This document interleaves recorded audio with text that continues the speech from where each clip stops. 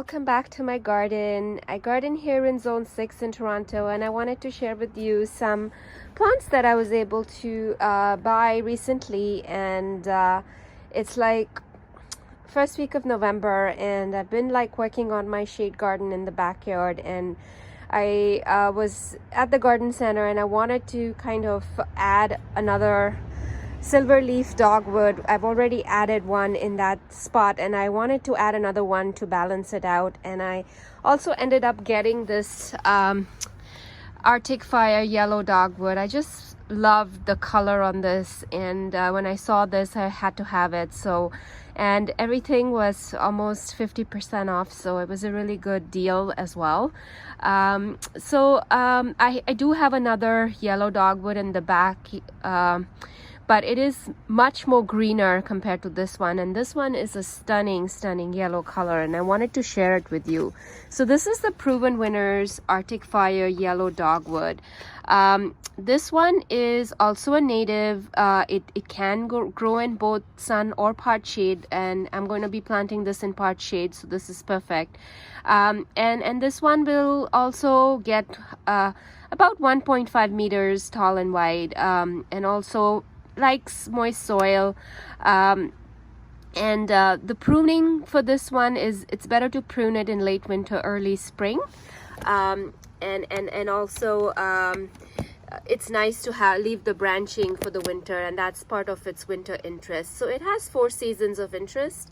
In winter, the branches are really amazing architecturally, as well as just adding that spark of color. I think it would be amazing. And then in spring it has these white flowers, and in summer it's going to get berries, and then in fall it has fall colors. So basically it's got yellow stems from autumn to early spring, which is nice to see. And I'm hoping my other one turns more yellow as well. I'm gonna keep an eye on that. So this one is it's good as a specimen plant. You can put it in cutting gardens as well as rain gardens. Sorry, I had a bit of an interruption here with Ali. So this is another dogwood shrub that I'm adding to my garden, and it's called the Arctic Fire Yellow Twig Dogwood, and I'm very happy and excited to add this. The silver twig dogwood, silver leaf dogwood, I've already shared with you in my past videos, so I'm not gonna go into much detail over it, other than it is going to also be about 8 feet tall and wide, and it has these beautiful variegated foliage as well, and the red branching, and the pruning instructions, the flowering, fruiting is similar among all these shrubs. And the other plants that I got was 3 pulmonarias. These are the raspberry splash pulmonarias. I will share a link to the video where I talk about these in detail, but these are excellent for the shade garden, and they are really pretty in the spring with their blooms. They have pink and purple blooms in the spring, and I find that they flower for a good couple of months in the spring, so they're really strong in the spring for some color. And then they also have this beautiful speckled foliage that looks good throughout the season. So and they can stay semi evergreen if it's not too cold. So really good plant. It's got a mounding habit, and you can easily divide it when it gets larger. So excited to add this to the garden as well. And the other plant that I got today was Proven Winners Color Spires Crystal Blue Spirea. Salvia. So this one is sorry about that, I dropped my phone, and as I was talking about this one. So this one is the Crystal Spires Crystal Blue Salvia by Proven Winners, and I really love this light lavender color on this. It's almost like a periwinkle blue, which I really like, and it really glows in the garden. That's what I love about this, and it's different compared to the other salvias. So this one is again a full sun perennial. It will grow 18 to 20 inches in height, and this and it's also going to require 24-inch spacing. It is hardy in zones 3 to 8, as well as really nice from late spring to early summer into early summer. So it's got a nice bloom time into that late spring to early summer. And I find that if you cut this one back, it does flush out some new blooms, but the first set of blooms is the most prolific in this one. And it's got sky blue flower spikes, and a mounding habit and aromatic foliage.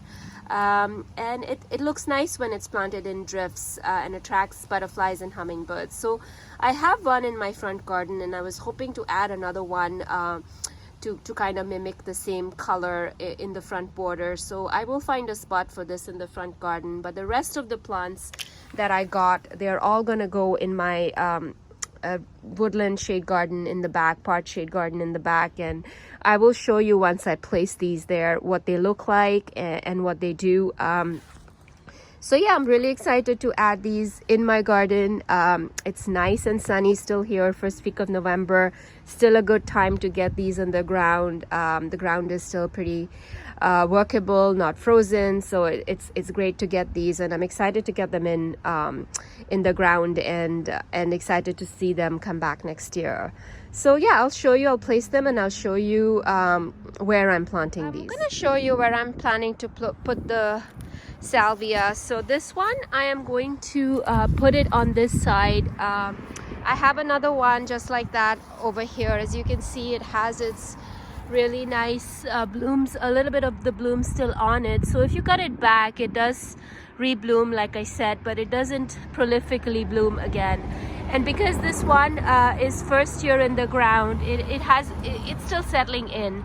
So what I'm going to do is I'm actually going to move this one a little bit forward, more towards the rocks, and also add the other one on this side to kind of create a little bit of a drift. I'll show you when it's done. I ended up re-edging the bed a little bit to incorporate the salvia, and I also moved this salvia a little bit more in front so it has a little bit more space to grow and potentially spill over a little bit towards the rocks. So love how this looks, and how the salvia will also fill in, and then these two are going to kind of offer the same colors together, along with echinacea plants that I have in the front, and really loving how this looks. This is a yellow coreopsis that I have in the middle, so I think those colors will look really nice together with each other, and I really like how this looks, and we'll see how this fills up. I might add some other shorter perennials in here, maybe some heuchras next year. So I kind of created a little bit more of a steeper edge to this border so that I can kind of, you know, move my rocks in a little bit of more of a curve and offer a little bit of more space in there. And yeah, really liking the change, and including this crystal blue salvia in the garden. This is the second one, and yeah, this is where I am planting this. So I wanted to show you where I'm planning to place these plants and put them in the ground. So in my last video, I showed you that I added this silver leaf dogwood here, and this is the other yellow twig dogwood on this side. As you can see, this one isn't that yellow, but it's okay. I mean, I feel like even if it's not a yellow twig, although the tag did say it was a yellow twig, we'll see. It's supposed to turn more yellow as it progresses in the winter, so that's what I'm hoping it does. But either way, this is the other silver leaf dogwood, and I'm planning to add the other one, just kind of about, I think it's about 8 feet apart on the other side, and then I'm also going to add the yellow twig on this other side, so that when I look from here, I kind of have a little bit of a hedge of dogwoods. And like I said, I'm kind of trying to add these plants in this spot because they do well in part shade, and also to hold the soil and to kind of prevent the erosion of the soil. And I find that this area here is quite a bit damp in all throughout summer, and it gets really mushy. So I think the dogwoods will do really well in this spot as well. And the other thing I'm doing is adding the 3 raspberry splash pulmonaria. I'm going to create a grouping of them in here because I added a bunch of hostas on the other side in my last video, and on this side I'm going to add these pulmonaria plants in a grouping here and see how that goes, because it'll be nice to add a splash of pink here in the spring. And yeah, so this is the configuration I'm thinking, and I'm going to get the plants in the ground, and I'll take you along and show you as I'm planting them and putting them in the ground. This is what I do in between my gardening, is play with Ollie. He's always out here with a toy wanting me to play with him, and that's what we end up doing, and take breaks as we do gardening. It's the best thing ever. How can you say no to this sweet face? All right, let's play, Ollie. You want to play? Are you gonna give me that toy? Are you? Are you? Oh yeah, he's a good boy. See, he won't let it go. All right, I'm gonna play with him a bit and update you on my planting. So I wanted to show you, I'm done putting the plants in the ground, and I think they look really, really nice. So this is the Arctic Fire Yellow Dogwood, and that is the Silver Leaf Dogwood as well, which is the variegated dogwood, and I have 2 of them here, and then I have the Arctic Fire Yellow there, and the 3 pulmonarias in the back there. This garden is more like an island because I have access to it from the patio as well, so it's kind of nice to have a mix of smaller and larger plants in here, because I can kind of view it from all sides. So it's going to be nice when I'm on my patio to see these pulmonarias blooming before the dogwoods, and they can tolerate a lot more shade than the dogwoods. So they are in that spot for that reason, and it does get a decent amount of sun in the afternoon, so I think it'll be a good spot for it. Just love how the branching looks as well, and gives me a preview of what winter will look like. So hopefully the other yellow twig dogwood there will also turn a bit more yellow than what it is right now, and these 2 are going to balance each other. Otherwise, I'm okay with just having the one yellow dogwood, and that one can stay green, which is fine as well. So loving it, love how this looks, and I'm so happy that I was able to get these in the ground. If you're planting this time of the year, just make sure the plants are still watered. Even though it may be cold outside, the plants do need to stay moist in their first year, and make sure that they have enough water.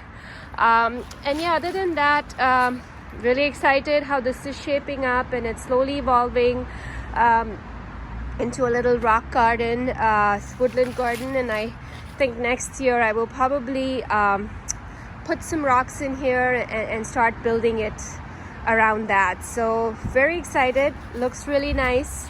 Can't wait for these to leaf next year in the spring, and as you can tell, the leaves are already done on this shrub, and the branching looks really nice.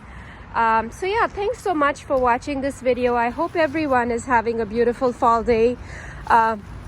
I certainly am. The yard is covered in leaves, and it feels really nice actually out here. So I'm enjoying this sunny day and doing some planting today, and I wanted to take you along and show you how this bed is evolving and looking, and I love how the colors look in this garden.